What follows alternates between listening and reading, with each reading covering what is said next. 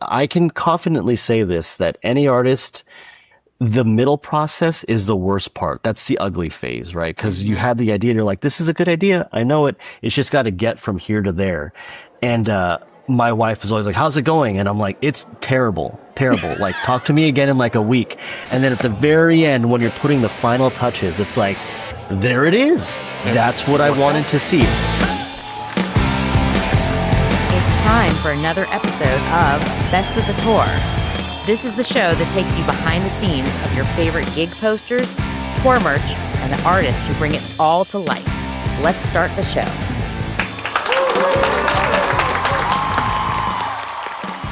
This is episode number 20 of the Best of the Tour podcast, and we are sitting down today with digital artist, gig poster artist, Jared Yamahata. Jared, welcome to the pod. Thanks for taking the time. Oh, thank you for having me. Very, very excited to chat with you guys. If you've been listening to the podcast, you know that we are really excited about the event that just happened a couple weeks ago at GABA Gallery in Los Angeles. No introduction needed for the Color Haiku event. And Jared, you were at the event. Tell us a little bit about what that felt like this year, 2026, and what that event means to you as an artist. I love the event. I'm a veteran of the event now. I believe it's the 4th annual. And Monk reached out to me. He and I have been friends for the better part of 15 years or so. And so when he was thinking about putting an LA poster event together, he's like, you got to be a part of it. And I was like, I guess I have to be. It 20 minutes away. Well, originally it was in Pomona at the Fox Theater, which is a very, very cool venue.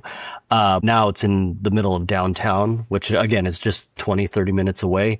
Yeah. So I had no excuses not to do it. It is a great event. It is very much for the artists and as well for the fans of the artwork. He wants a great place to represent the artists, and it's a great place for them to show off their new work, talk to fans or strangers or whoever, just kind of get their stuff out there. So I'm very honored, very proud to be a part of it. What's the most exciting thing for this particular year? Something like conversation that you had with somebody, or, somebody that you got to meet, or? Yeah. So having done a few shows, there's repeat visitors. There are people that come out from Temecula just for this kind of thing. They make a whole day out of it. It's like, let's go out to LA, go to the poster show, do LA things. And so that's always really fun, seeing familiar faces. And I always really like that. This was a good show. It timed well because I just finished 311 day poster. Mm-hmm. I was excited to show that off, it being so close to the 311 day. But yeah, and there were a few things. This is the piece that you did that's up. It's up on your Instagram, which is Jared Jared _Yamahata, and I think this is the one you put up March. It's like a kaiju sort of screaming through there's one orange version and one green version for 311 day 2026. Just a really epic scene if you're a fan of like the Godzilla or Pacific Rim or anything like that. Like, this would fit perfectly in with your style. I think it's an awesome piece. Thank you. I'm a shiny paper fan, which our listeners probably are tired of hearing about, but just out of curiosity, can you tell us about variants or versions you have that? When I see at least the orange and the green, but were there any different papers or foils or anything like that? I believe there are foil versions of the 2 color variants, but not different. Yeah. So white kind of stock paper for both orange and green, and then foil versions for both. Yeah. Very cool. That's got to be super epic. I still have yet to be bold enough to dive into like, hey, let's do some gold paper or something, because it changes the way you design the artwork or, all the stuff that goes into it. But, I'm an amateur still, I think. So one day when I grow up, I'll get to the big leagues. I don't know. For stuff. Our listeners out there, if you haven't seen Jared's work, number one, check him out on Instagram. But the amateur with us has done work for the likes of some of those small indie bands like 311, the Disco Biscuits, who we just saw in Mexico. We did. They're fantastic. Nice. I've seen you've done work for Widespread Panic, for Eggy, and the list kind of goes on and on. Avenged Sevenfold. Mm-hmm. So, it's interesting to see you get out there in all these different sort of niches of music. And I Yeah. think your work is brilliant, and I think it's going to be catching fire with some more of these bands. What we tend to see in these circles is if you've done something for 311 and you've done something for Panic, and it wouldn't be out of the realm to do something for a Metallica or a Pearl Jam or a Dave Matthews Ah, Band or I Goose have or my something like fingers. that. Yeah, no, I definitely have my fingers crossed for all the names that you said. And that's definitely the case. I get a lot of attention through working with Invisible Industries, but the work itself, fans of any particular band, that circle kind of grows and grows, and they say, whoa, wait a second. I've seen that work before. Maybe we should hit him up and see if he'll do any work. And those are always fun emails because new bands are like, hey, we love this. I'm like, thanks. Yeah. So Yeah. are we doing this? Yeah. Yeah. It's very cool. There was another one that stood out to me too. And I mean, I could go on and on, but there was one I think back, it was last October you did for 311 up in, I think it was Northern Virginia. Was it? Or is Was Norva a that different? Norfolk. yeah. Norfolk, Is Oh, that Virginia. yeah. the one with the cardinal? The It's cardinal. like Yeah. a bird on a boat. Yeah. Yeah. Or on a pirate A ship. Yeah. pirate cardinal. Yes. Yes. So you've come onto the scene. I know you've said, you've had a few gigs here and there and a few posters here and there throughout the last couple of years. What keeps driving you to create for gig posters specifically? And outside of the gig posters, what are you doing on a creative side that kind of keeps the juices going? Well, so my full-time job is definitely not the same kind of creative. I work for a THC company, which sounds a lot more fun than it actually is. And that might change in the next year if anybody follows the legislation and all that. But it's a great job. It's more on the kind of marketing side of creative. So designing ads, designing, if anybody's in the graphic, designing a new brand book and labels and all that. You use your creative brain, but I'm not throwing Godzillas on the side of a product label, So to kind of stay connected and creative, I follow the poster scene a lot. My Instagram, my algorithm is all the cool people. And I see all the posters of Metallica, Pearl Jam, Goose, all those people that you'd mentioned before, 311. So I definitely absorb all that. And whenever I get a gig, it's funny, all that kind of pent up creativity. It's good and bad. I'm like, wait, where can this go? And I'm also like, wait a second, I've been dying to draw something like this for this band. So yeah. And I saw Invisible Industries did some Q&A with you a little while back, and you had a really cool comment about gig posters and the gig poster scene, that you kind of view gig posters as like a Polaroid. It's like capturing that moment or that memory of the show. And I think that really spoke to me as a fan and somebody that's been collecting posters for 20 plus years now. And it's like that's 100% right. Exactly what we go for when we're at the show, we're at the merch booth. We know we like the art, but also it's going to be that memento that takes us back as sort of a memory and helps foster the desire to want to go to the next show. You know what I mean? Totally. Yeah, no, I still feel that way. And I've had other people tell me the same, kind of like, we like to collect and you're fans of the band, but that one poster, it's unique. Hopefully it's unique. But it is a snapshot into that venue or the day, the songs, all of that stuff, the whole experience. It's kind of like people who hold onto the ticket stubs. If they still even do that, do they still do that? Sadly, fewer and fewer, but we do have a whole photo album of our ticket stubs from. Yeah. Yeah, that's the same exact thing. This is a little bit bigger, a little bit designed differently, but yeah, people hold on to those, and you flip through a book or you pull it out of an old drawer and you're like, oh my God, that was so much fun. And yeah, it takes a second and you go back to all of that. And I think it's very, very cool to be able to help people remember.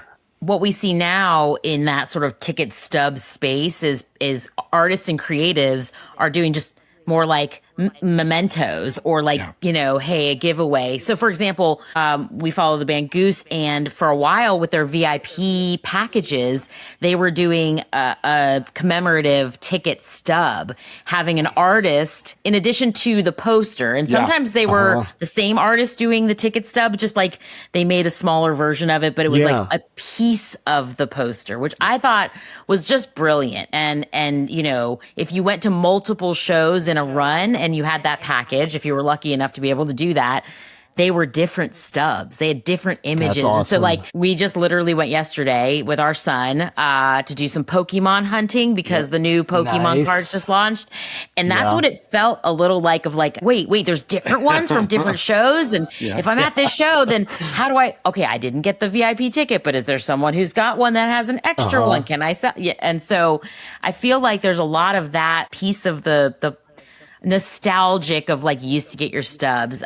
Dave Matthews Band, if you were a member of the Warehouse, had commemorative ticket stubs. So if you got your tickets through the Warehouse, you would get a nicer, shinier, like embossed with art on it versus like the old Ticketmaster blue and white stubs that you would just get from, Record Mart or whatever it was. Yeah, and that ship's sailed now. They're all digital and you add them to your digital wallet, and it's this very transactional experience. Entering a venue. And I get it, right? Like from a efficiency standpoint, they can move people through maybe faster or whatnot. I miss the tactile feeling. Yeah, totally. As a kid, I don't know, I had like poster boards, like the cork boards up, and you would tack up your Polaroid picture of you and your friends from the show, or the print that you did from your disposable camera with the ticket stub. And I don't know, I feel like for us, one of the reasons we've talked about this is like we love collecting posters because they are that memento, right? They're that and we put as many as we can up on the walls so that when you walk by, you have that memory. Yeah. Like that, gosh, that was such a good show. Do you remember when so and so did that thing with it just feels like so good to see that. Hey, if you're like us, you love supporting the independent artists who make the art for the posters we love. So if you're looking for a new poster, look no further than shop.invisibleindustries.com. You can find their print collections, including art prints, limited edition prints, remarks, original works, and much, much more. So go on over to shop.invisibleindustries.com to go check out what they've got in store.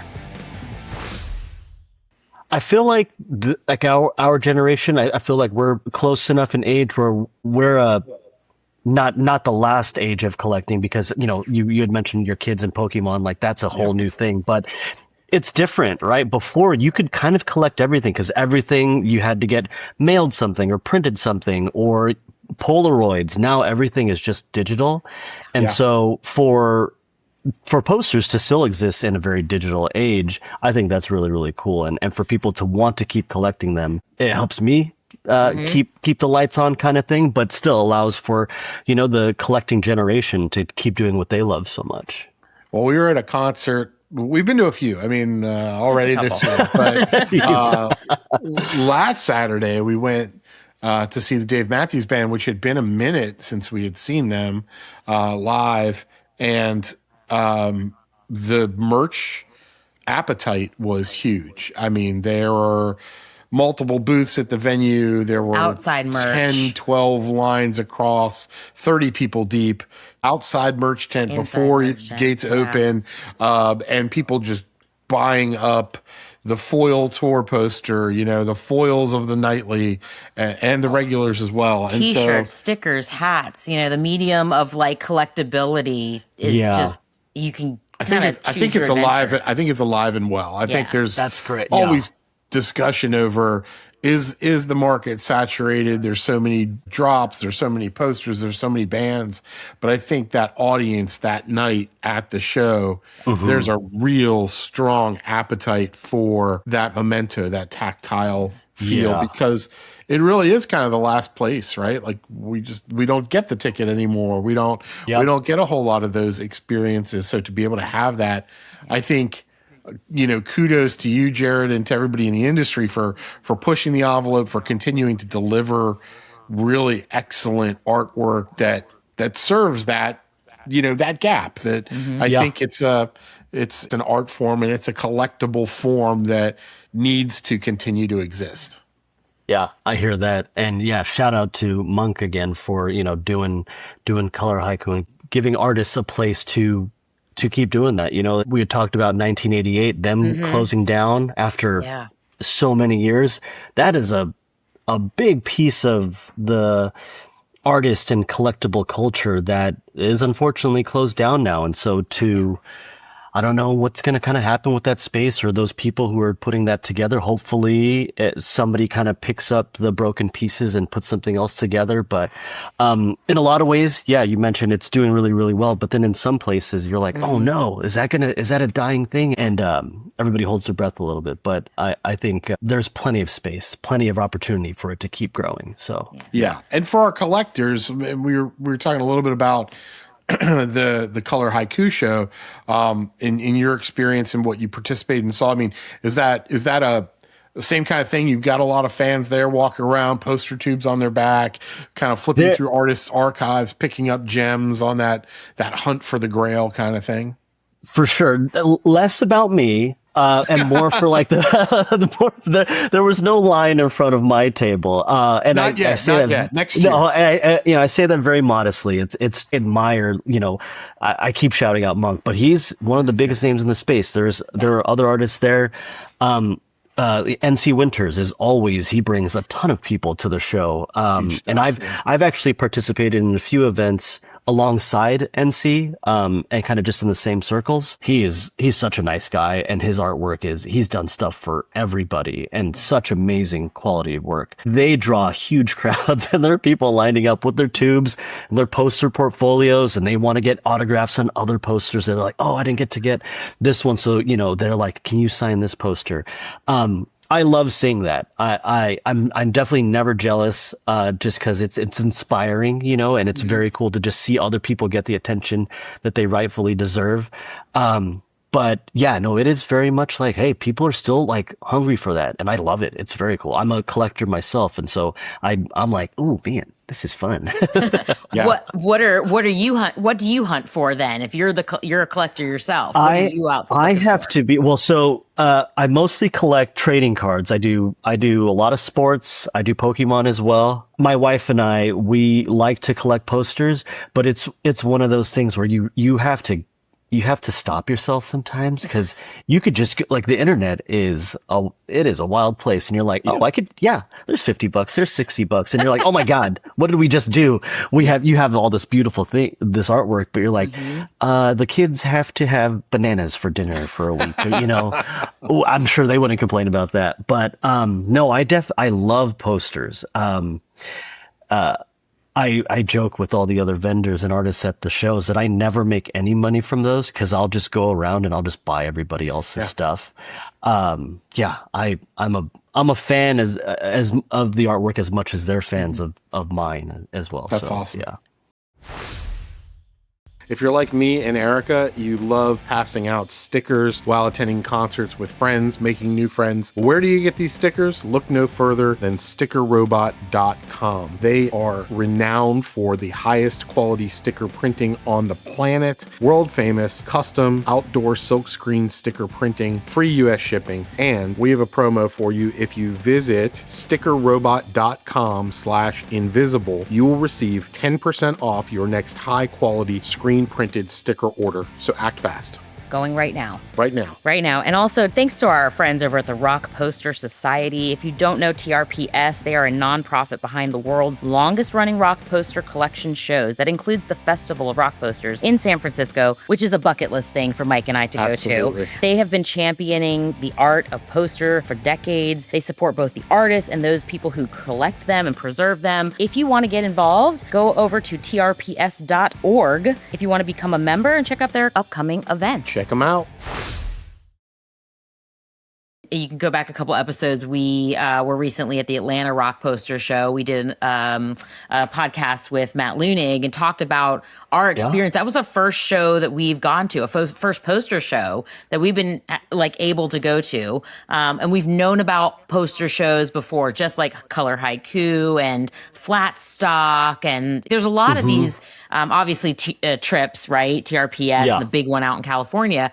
We're East Coast. And so for us to be able to go and attend, one of the things that you mentioned, it's sort of like the flip side. As the collector, you're like, I love getting introduced to new artists and looking at everyone's booths, and then like something catches my eye, and I like look at Mike, and we joke because we both kind of did this thing where we wandered around a little bit each, and then we came back and we're like, oh, look what I got. And he's like, look what I got. And it was really cool to be able to have conversations with artists that we weren't maybe either as familiar with or like recognized maybe a piece, because we're aware of a lot of stuff.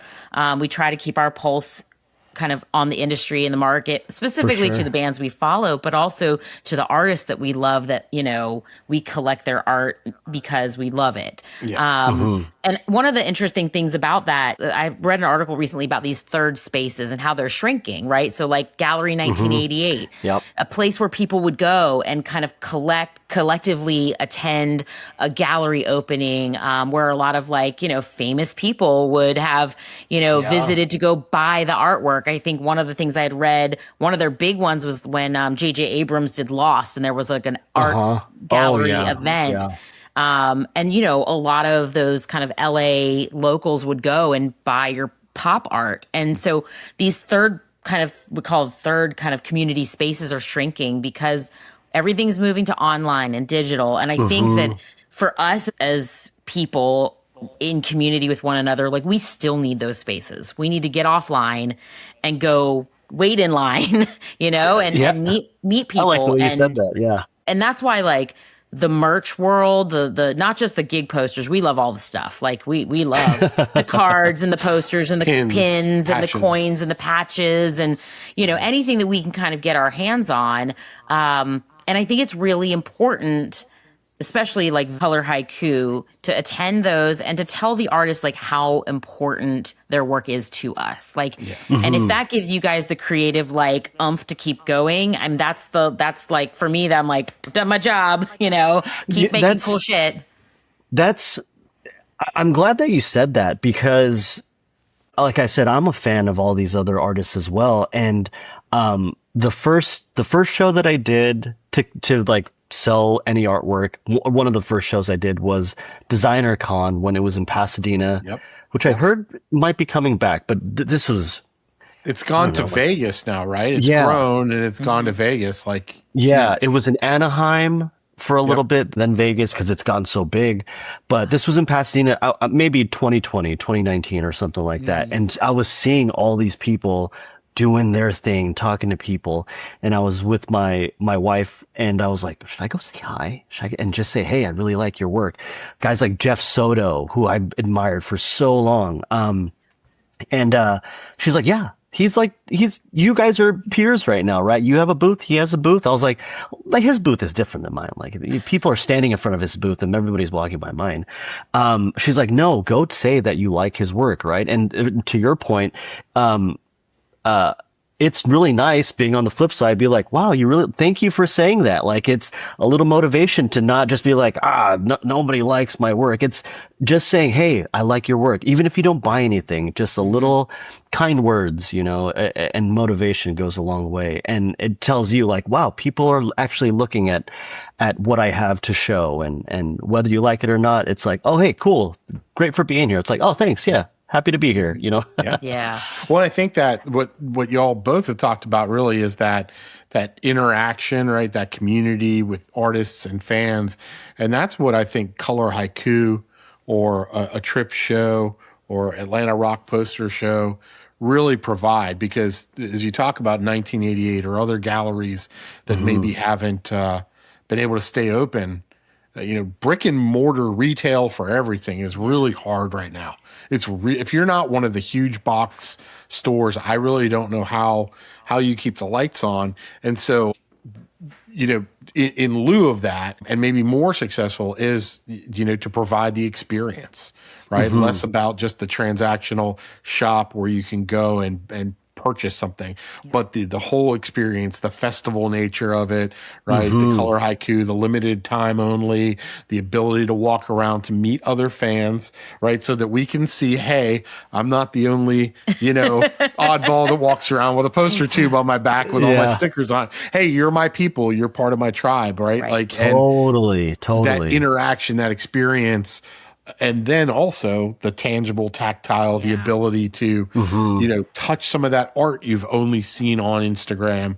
Or Yep. how many times do we walk around Atlanta Rock poster and say, I can't believe that piece is sitting there, Yeah. because I remember when it dropped and it sold out through the band, and then it dropped and it Yeah. sold out through the artist, and now there's a couple extras here or whatever. Yeah. And so if you're a collector and you're listening and you haven't been to Color Haiku, or you haven't been to one of these other poster shows, all I can say is go get there, find a 100%. way and do it, because it's an experience. Yeah. Yep. No, totally. And this at Color Haiku especially, they have food, they have drinks, there's music. There are other people. You're not going to be there by yourself. You can go and hang out and chat with the artists or with other collectors. It is, it is an experience. It's fun. I had a blast. I'm definitely already going to sign up for the next one when that gets all organized and planned out. So yeah, no, it is great to have those. And like you said, it doesn't have to be this like, oh, there's a storefront that's going to exist all the time, but just like having at least one day or a couple days or something where it gives everybody the opportunity to experience it, keeps everybody, it quenches that thirst in between all the other opportunities that you get to go do stuff. So you talk about seeing other artists that you admire that inspire you. That's one probably piece of, like you said, keeping those creative juices going. But when you get a gig project or a gig poster, band reaches out to you, what's kind of like the starting point that you have that you're like, okay, is it one of those like, I've had something on the shelf over here and I can't wait to do it? Or is it, I've got a blank slate, so where do I start? A little bit of both. When it works out really well, that idea that's just been stirring in the back of your mind is like, this is the perfect time to do it. That is kind of diamond in the rough. But my process usually starts with, what the band is sounding like right now, where the show is at. And then I find some kind of cultural or, location specific things to represent. So, you had mentioned the Norfolk one in Virginia. The bird is the state bird. I believe it's the cardinal. Yep. And then Norfolk is like where one of the first naval yards was on the East Coast. And I was like, okay, well, and then you take that's like, well, that's not inherently, well, it is inherently interesting, but how can I make that visually interesting and kind of connect to the band itself? It's like, oh, drop the bird. It's massive. There, and then you throw color in there and all that. And then boom, now you have a unique concept. And I kind of take that recipe with each one. And, there was a lot of that conversation at Color Haiku. It's like, whoa, wait, oh, I didn't see the hidden kind of messages there. Why is that, that character, that structure there or whatever? It's like, oh, well, now you have more of a reason to understand why it looks like this. When we sit with a piece of artwork, especially whether it's we see it online, but especially when we get it, like, and it's sitting here and it's in a frame and we're getting ready to be like, all right, where's this going up on the wall? Mike and I kind of have a little sort of, I don't know if it's even like a ritual, but we sit with it and we start looking. I like to look for those Easter eggs is kind of what you're talking about. Those little hidden like nods, whether it's to a song or to the location or, to something that the band like historically, it's not like your kind of traditional tropes of like, oh, we always see this, we always see that. But like, I love something that's like a new, fresh take on something that maybe means something to us as a fan, means something to us as like, the band has a song that is about this and you're like, oh, but there's this little thing here. And it's such a really cool thing. But oftentimes I think for me, the beauty of a piece of artwork that's really good is like you go back time and time again and you notice new things. And your work has like a very kind of like sci-fi fantastical kind of edge to it. It's very bright. It's very bold. Like where did that kind of style sort of form from for you? Gosh. Well, In one way, and to be completely frank, when I first started doing posters, there's one specific artist that I think he's the man. I've never met this person, but I admire his work. His name's Rory Kurtz. He's done work for a lot of big name bands, some like movie posters, I believe. I like his work, but it's different from mine. What I like about his work is, well, it's the opposite of mine. Like you said, mine is very graphic, bold, and all that. That is kind of out of necessity. So Rory Kurtz, his work is very hand-drawn looking. It's like loose, soft textures, subtle gradients, and colors where you're like, whoa, how did you make that with only 6 colors? I don't know how to do that. So the process is like, okay, here's a line, here's a color, here's a line, here's a color. And so it kind of lends itself to that very graphic style. I think I draw well that way, but out of necessity. If I could figure out how to look like Rory Kurtz, I could try. I'd fall short because he's amazing. But once I kind of figure out the nuances of how to, not necessarily draw, but how to make it go to print, because that's a whole art form in itself. Yeah. Yeah. Yeah. To have to translate it from now, Are Yes. you digital? Do you draw iPad? Are you pen paper? Where do you usually start? Sometimes the sketching phase is pen on paper, pencil on paper, the old fashioned way. Sometimes it's digital. Final form is all digital work.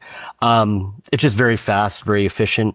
There's definitely some old school guys that will do the ink, sketch, then ink, then scan, then color.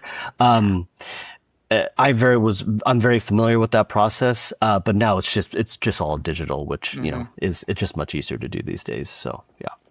Wow. I mean, your work just really, especially like you've got a lot of really amazing pieces for 311. That must be a really good relationship right there.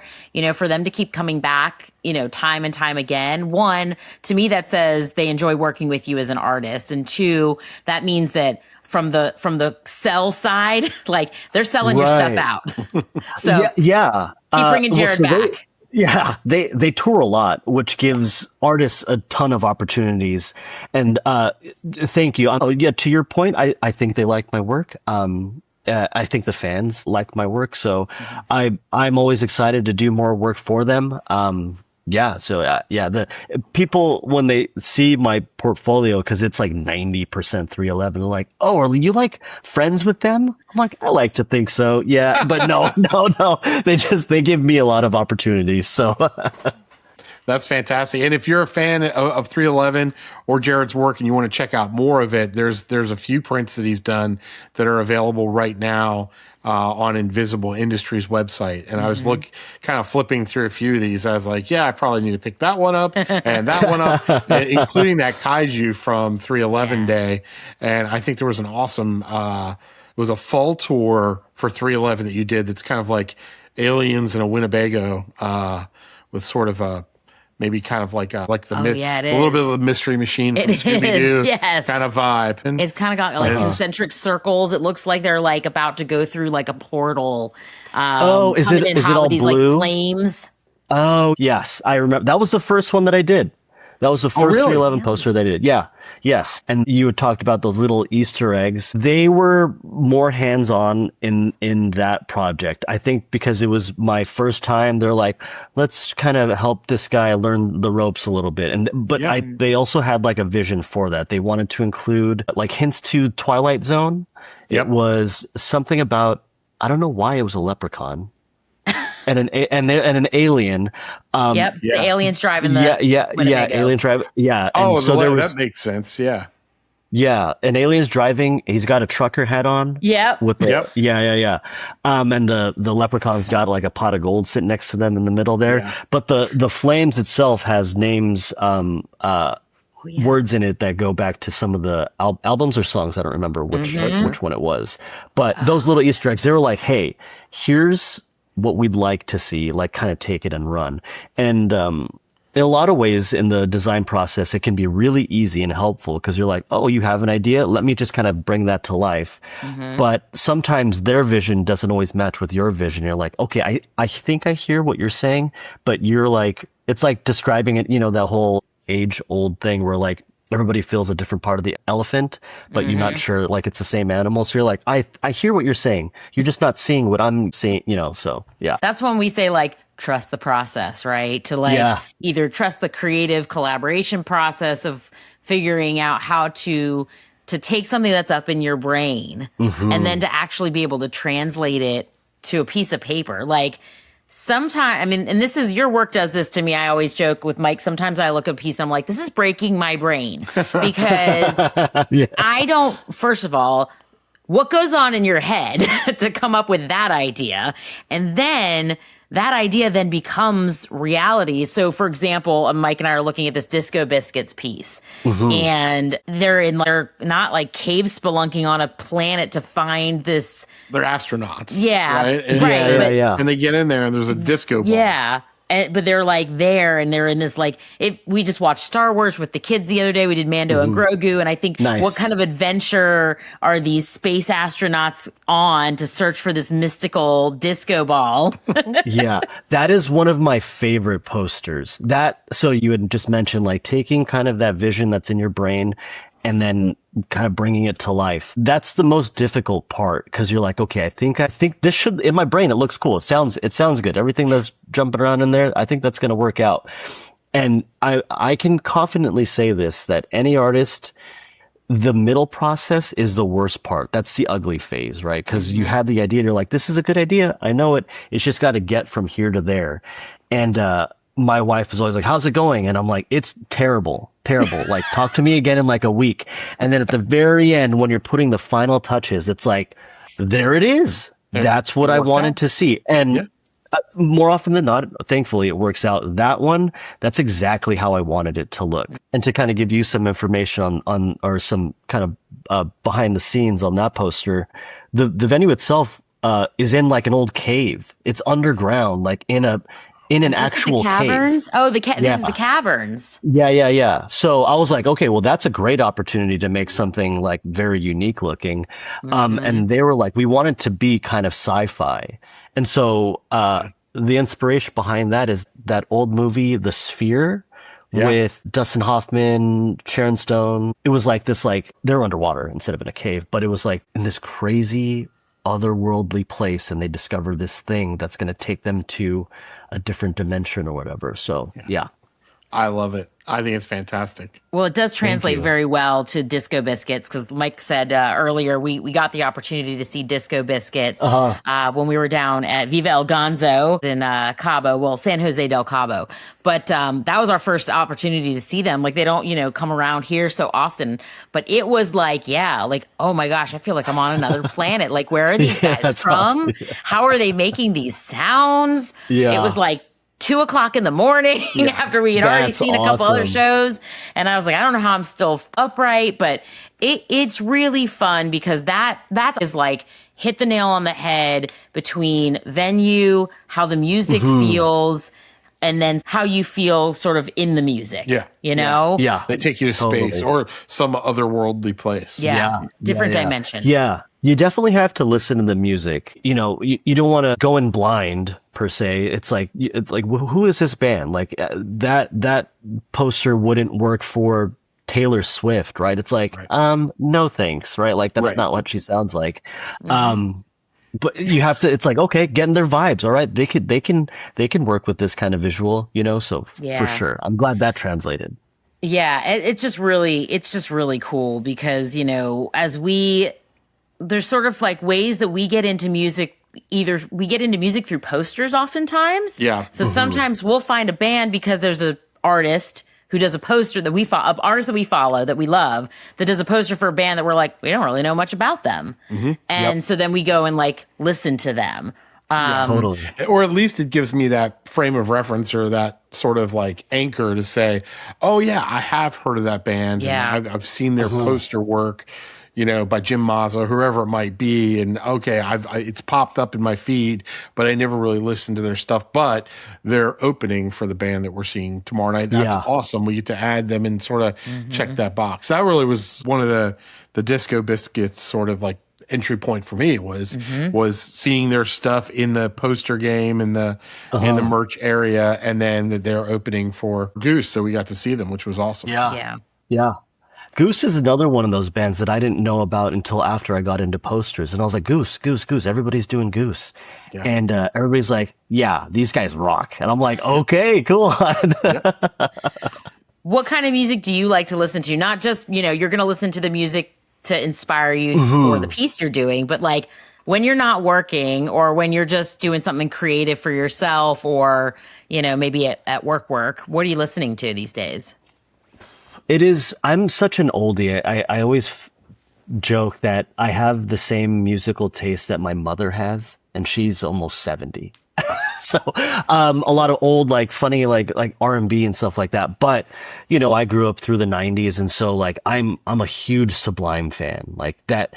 I was talking to somebody at at this last Color Haiku. It's like, oh, you do a lot of cool work. It's like, who are you wanting to do a poster for? I was like, if Sublime sent me an email right now, I'd drop everything else that I was doing and do a poster for them. That has been on my bucket list since I have wanted to be an illustrator, essentially, is to do a poster for Sublime. I listen to them all the time, but yeah, like I said, I grew up in the 90s, and early aughts is when I became a real adult. And so, that alt rock kind of phase. And so very much like a Blink 182, I was literally I was sitting the other day and just laughing to myself. Blink 182's, their album, Take Your Pants Off and Jacket.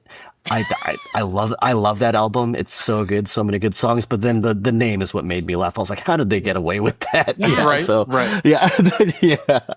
The things we joke about nowadays, we're like, man, I don't think that would fly now. Yeah. Like, Yeah. Oh, yeah. And they're having to come back too. I think there's a lot of these bands that found their stronghold in the 90s that are having sort of like tour, they're coming back on tour, and there's something nostalgic and exciting about that. But also, they're probably capturing like a good percentage of new listeners as well, that for sure maybe their parents were fans in the the 90s, and now they're like, oh, that's cool. Like if Neil Diamond were going on tour again one day, not, but like that might get my mom out. That might get your mom out. Then you would have to go with your mom to go see Neil Diamond. I would totally go. That was, kind of like Jared was saying, that there's that sort of nostalgia that you have, growing up with what your parents listened to or whatnot. And for me, that was, definitely was Neil Diamond and Billy Joel and Kenny Rogers and my Kenny dad Rogers. Doors and yeah, exactly. I mean, what's funny? I was listening in 95.5. And maybe I'm just misremembering this, but I feel like Neil Diamond might be touring again.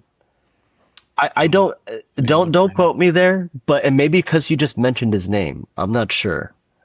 But you might be in luck. That would be like, I would totally see like a Vegas, like, I don't know about the Sphere, maybe like Neil Diamond at the Sphere, but it has to be Vegas, like for that to make like so much sense to come back.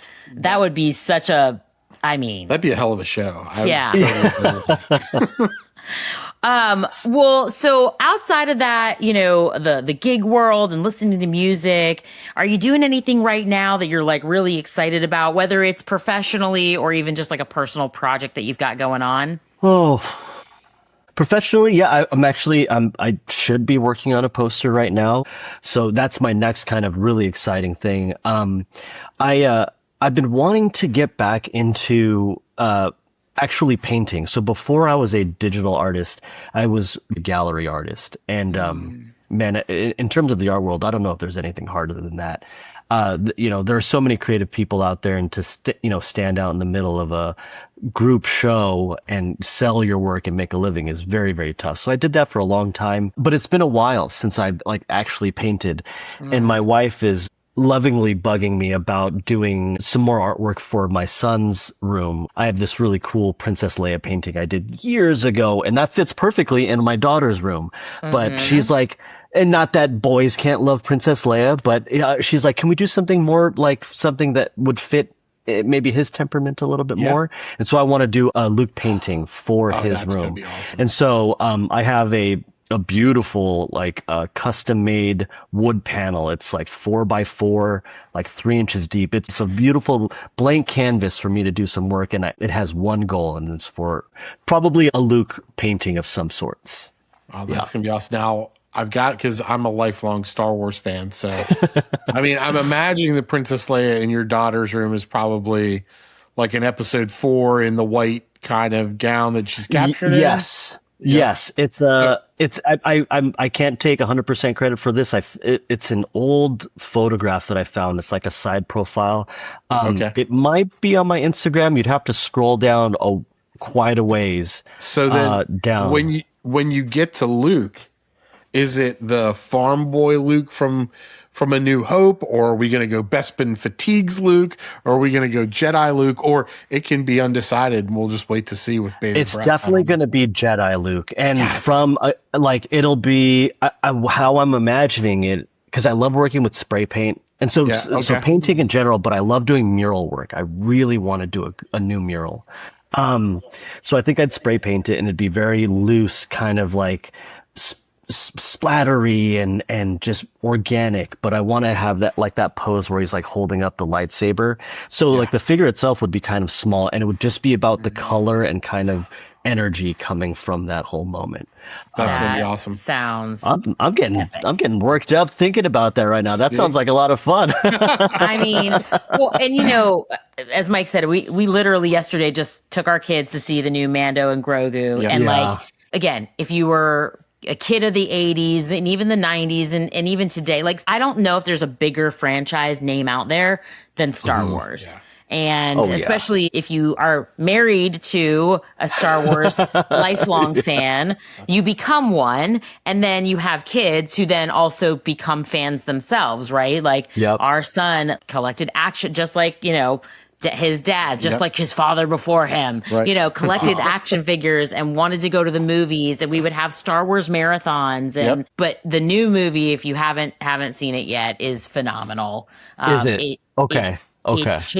It scratches that like itch for really good Star Wars stories. Yeah. And that's a specific thing, right? It's not like, it can be a good movie just on its own, but is it a good Star Wars movie? That's right. And some of the newer ones weren't quite that. And my favorite Star Wars movie is Rogue One. And I think that did all the things. I freaking love that movie. Oh my God. I think it's a great movie. It crosses those boxes. Yeah, I think Mando and Grogu had some similar sort of visuals to Rogue One, but the tone was a little bit. Rogue One's pretty dark. I mean, especially if you, well, the story is spoiler alert. But if you haven't seen it yet, I don't know it's spoiled. But we know how when Rogue One ends, it runs right into Episode 4. Yes. So this is not a very good time for the rebellion. Right? It's like things have not gotten to Ewok celebration party yet. So it's not great. No. But Mando and Grogu has a little bit, I think, more fun with some of the light side, obviously the cutesy stuff around Grogu and these other guys. And not to say that there aren't serious moments and there aren't dark moments, because there are there's some dark moments in there. But yeah, I think it scratches all those itches of wanting that big science sort of fantasy adventure in the theater. And to see it on the big screen was pretty cool. And it's really cool for you, again, as we talked about this sort of like generational love for that brand, that franchise, right? You grew up with it. Now both of your kids are going to have, which is so cool to have a piece of artwork by their dad in their room. They have no choice. That's right. But that's important, right? That's important for this next generation, because there will become that time where it will be time to do the introduction. I know you said you had a real little one. Like at some point in time, there will be the moment of, it is time for you to watch this series of movies. And that, I think, just is such a cool thing. Hopefully part of the conversation today is just a little bit of like a push to get that piece of artwork done. Maybe it'll help your wife get that project done. Be like, oh, check, now we're good. But that's really cool to be able to have that piece outside of like your professional work, to be able to do something that is just a passion project. Exactly, exactly. And work is kind of the key word there, right? Working on these posters is fun, from 30,000 feet, right? But when there's deadlines and you're having to email, like, make sure that the customer is satisfied, you're like, all right, yes, yes, yes, I'll change this. Or, I didn't want it to look that way, but these are your clients. You want to make sure to do a good job. It's work, but you have to do it. And so allowing yourself to be creative elsewhere. And it doesn't even have to be painting. It's like just using the creative side of your brain allows you to still get back to the other stuff and be like, okay, I know why I do this now. I'm good at it. I do have fun doing it. It's important to let your brain breathe and take a little break. Yeah. As you've kind of come up through the ranks in the poster gig industry, if you've got something to share with somebody who wants to be where you're at, or, get into the industry, like, what would be a piece of advice that you might impart some wisdom on future aspiring gig artist? Well, I'll repeat myself because at another color haiku, somebody asked me that before. And I want to say, I think being inspired by other artists and by everybody is really, really important. Every artist wants to kind of find their own voice and as you should find your own style. But I think being inspired helps you kind of put all those little pieces together and say, oh, I really like for example, I said, I really like Rory Kurtz. He's super talented. I don't know how to work that way, but I like the way he designs his artwork. Cool. I'm going to take some of that. I really like Monk One's graphic style and he, the way he uses color to create shape and to create value. I'm going to borrow some of that too. And then you use your ideas to become more unique. I think inspiration is super, super important.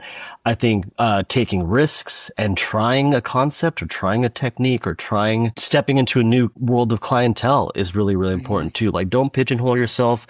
Do a lot of work because you don't want to limit yourself at all. And, when you're young, I think you have more time to do that. Whereas when you get older and again, when it becomes more work, you have to be specific about your time and the jobs that you do. So it's just, I think there's strength in numbers when you're young and looking for the right opportunities. They're not always going to fall in your lap, so you got to get out there and kind of do that stuff. Hustle. That's awesome. Great stuff. Hustle. Yeah. Hustle and heart. Well, Jared, thank you so much for taking the time to sit down with us. Again, to the audience, Jared_Yamahata on Instagram. I know you can find some pieces of his still available, although act fast because I saw there's only, a few pieces here and there left on Invisible Industries website. So gobble those up while you can. Any other places folks should look for you or be on the lookout for other things coming down the pike? That's it. Find me on Instagram. That's where I keep my most up-to-date kind of projects and releases. So find me there. Yeah. Well, we're super excited to just keep seeing what your brain comes up with and the concepts and the ideas that will come to fruition. And we are really just grateful for learning a little bit about your background and history and having some cool Star Wars conversations today. Jared, so grateful for your time and joining us on the pod. Thank you so much. I had a blast. You guys are a lot of fun to talk to. That's awesome. Thanks, y'all. We'll talk to you next time. Best of the Tour is presented by Invisible Industries. Find us at www.bestofthettour.com and on all major streaming platforms, including Spotify and Apple Music. You can also catch Erica and Mike on their other podcast, Posters in Every Direction, streaming wherever you stream your podcasts from. A big thanks for listening, and we will talk to you next time.